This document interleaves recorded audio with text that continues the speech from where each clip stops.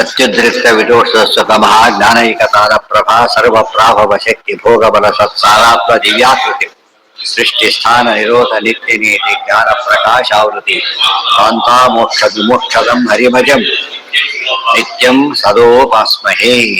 ಅದಾಯ್ತು. ಏನಾಗಿತ್ತು ನಿನ್ನೆ? ಹಾ, ಯಥೋದಕಂ ಅದಾಗಿತ್ತು. ಆತ್ಮಾನಮೇವ ಅವೇತ್, ಅದು ಆಯ್ತು. ಈ ಕಡೆ ಇದೆಯಾ?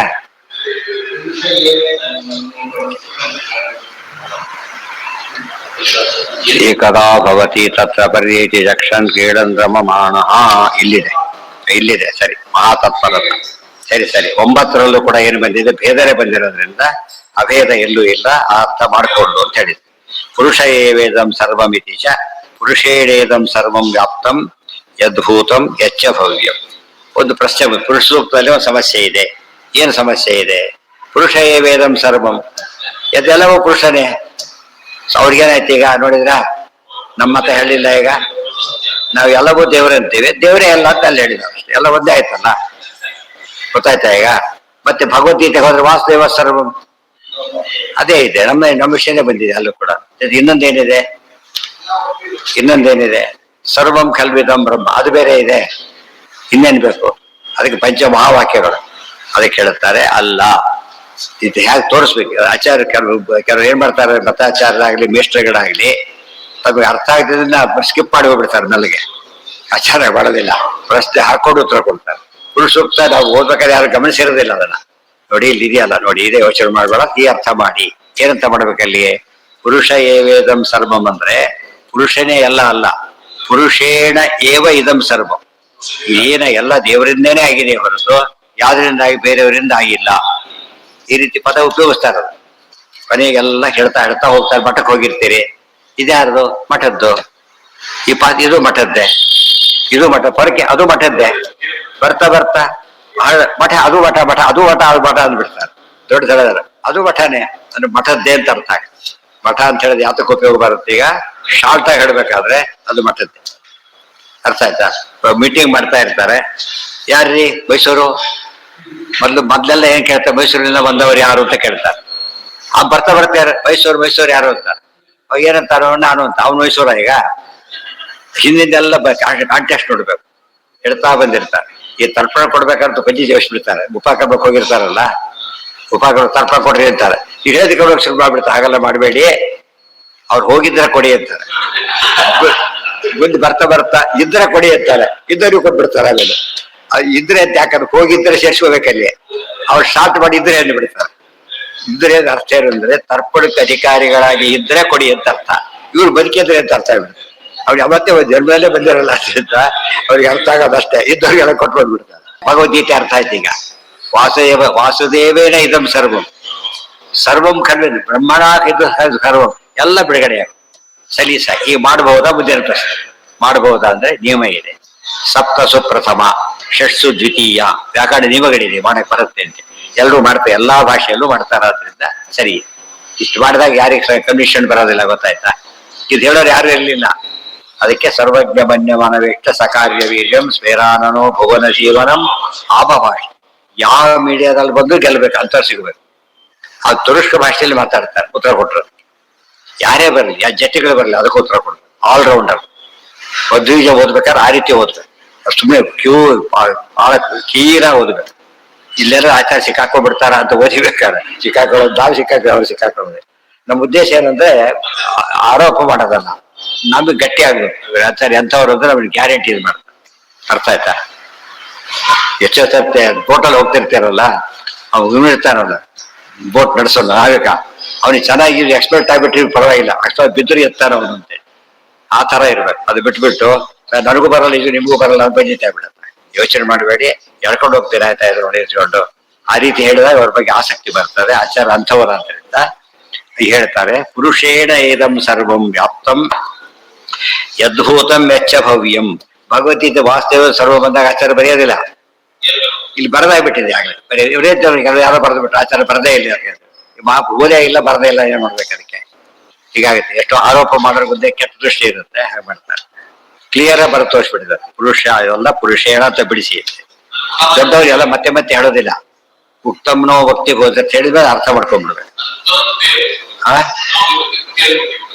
ಹೆಂಗೆ ಬೇಕಾದ್ರೆ ಮಾಡಿ, ನಿಯಮಗಳು ಭಾರಿ ಇದೆ. ಪುರುಷ ಸರ್ವಂ ಇದೆ. ಸರ್ವಂ ಮಾಡಬಹುದು, ಪುರುಷಂಬು ಮಾಡಬಹುದು, ಎರಡೂ ಮಾಡಬಹುದು. ವಾಸುದೇವ ಸರ್ವ, ವಾಸುದೇವಕ್ಕೂ 7 ಅರ್ಥ, ಸರ್ವಕ್ಕೂ 7 ಅರ್ಥ. ಎಲ್ಲದೂ ಮ್ಯಾಚ್ ಆಗಿ 14 ಅರ್ಥ ಮಾಡಬಹುದು. 14 ಅರ್ಥ. ವ್ಯಾಸರಾಜರ ತತ್ವವಶ್ಯ ಮಾಡ್ಬೇಕಾದ್ರೆ ಅರ್ಥ ಬರೀತಾರೆ.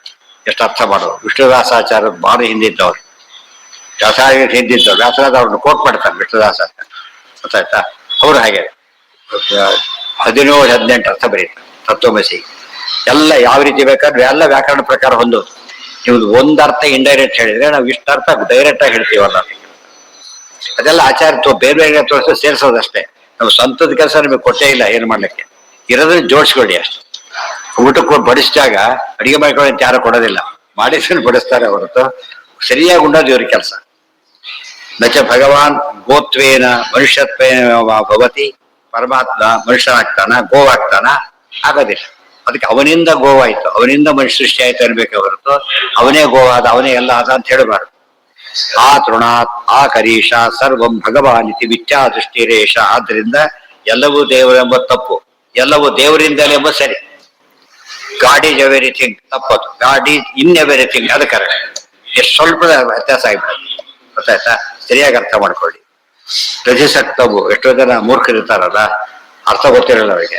1 ಚಮಚ ತಗೊಳ್ಳಿ ಅಂತ ಕೊಟ್ಟಿರ್ತಾರೆ. ಬೆಳಿಗ್ಗೆ 1 ಚಮಚ, ಮಧ್ಯಾಹ್ನ ಸಾಯಂಕಾಲ 1 ಚಮಚ ಸ್ಪೂನ್ ಕೊಟ್ಟಿರ್ತಾರೆ. ಅವ್ರು ಬರ್ತಾರೆ, ಬೆಳಿಗ್ಗೆ 1 ಚಮಚ ಏನೋ ಸ್ಪೂನ್ ಇತ್ತು ತೋಡ್ಬಿಟ್ಟೆ ಹಿಂದೆ ಇಲ್ಲ. ಅವ್ರು ಏನ್ ಹೇಳ್ಬೇಕು? ಅವ್ರು ಯಾಗ್ತೀರಿ ಇವರಿಗೆ 1 ಚಮಚ ಎಷ್ಟು ತಗೊಳ್ಳಿ, ಅವನಿಗೆ ಏನಾಯ್ತು ಅದು 1 ಚಮಚನೇ ತಗೊಳ್ಳಿ ಆಗಿರ್ತಾರೆ. 1 ಚಮಚನೇ ತಗೊಂಡ ಪುರಿ ಆ ಆಧಾರ ನುಂಗಿಬಿಟ್ಟ. ಆ ಕಡೆ ಇಲ್ಲ ಈ ಕಡೆ ಹೇಳ್ಬಿಡ್ಬೇಕು ಅವ್ರನ್ನ. ಇದು ತಪ್ಪು. ಈ ತರ ಫುಲಿಶ್ನೆಸ್ ಆಗಬಾರ್ದು ಅಂತ ಹೇಳನೆ ಲೋಕದಲ್ಲಿ ಆ ರೀತಿ ಮಾತಾಡ್ಲೇಬೇಕು.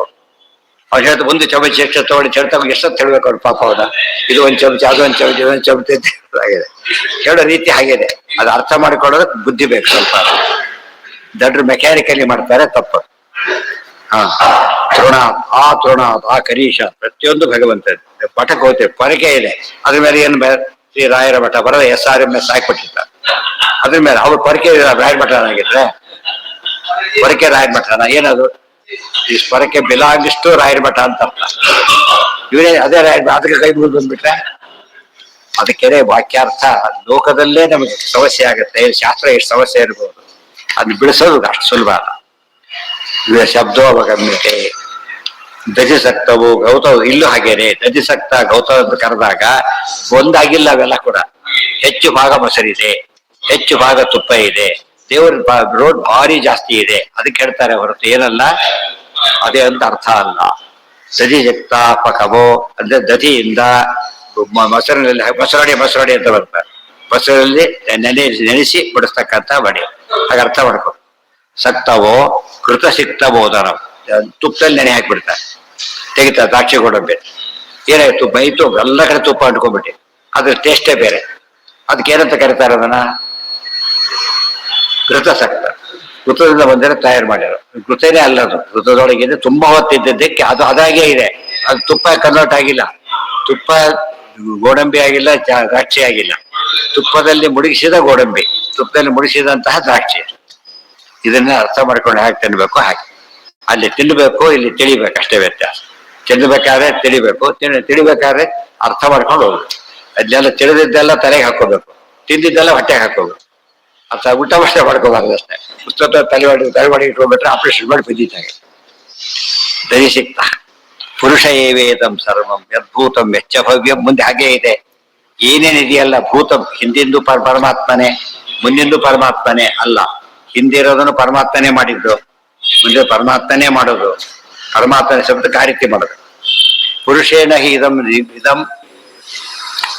ನೈನೀಯತೆ. ಇದೆಲ್ಲ ನಾಳೆ ಸರ್ವೇಂದ್ರಿಯ ಪ್ರೇರಕೇಣ. ನಾಡಿದ್ದು ನಾಳೆ ಪಾಠ್ಯ. ಸರ್ವೇಂದ್ರಿಯ ಪ್ರೇರಕೇಣ ಶ್ರೀ ಪ್ರಾಣಪತಿ ನೇದಿತ ಯದವೋಚಮಹಂ ತೇನ ಪ್ರಿಯತಾಂ ಕಮಲಾಭ್ಯಃ.